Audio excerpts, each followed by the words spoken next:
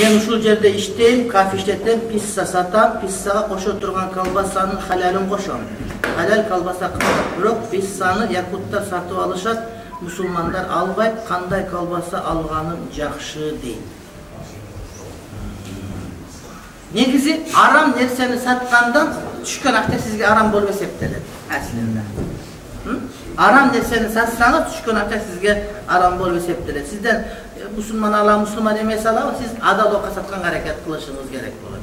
Адал окка аракет кылышыңыз керек болот.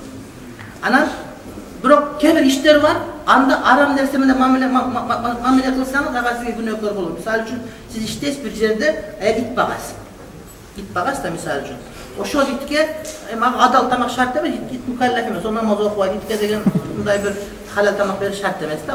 Ошол арам нерсе алып келип берсеңиз, анда ишиңиз, акчаңыз адал бойдон тура берет да. Бирок адамдардын бардыгы аслында иманга келиш керек, иманга келиң ада деш керек болот. Ошол убакта саткандарыңыз сиздики жакшы эмес болуп калат. Анан азыр халал деген бренд болуп кеткен. Европага барсаңыз, башка жака барсаңыз, адамдар халал болгон үчүн мусулман эместерди көбүрөөк сатып алып жейт. Мисалы үчүн Суданда банктарды бар, исламский эмес банк жок аякта. Анан башка өлкөлөрдө исламский банктын клиенттеринин көпчүлүгү мусулман эместер. Анткени ислам банктарында адилеттүүлүк башкаларда жок болгон үчүн көп клиенттер мусулман эместер дейт. Ошон үчүн сиз мындай ниет кылып Кудай үчүн арам ташты адалдык кыла берсеңиз, Кудай берет.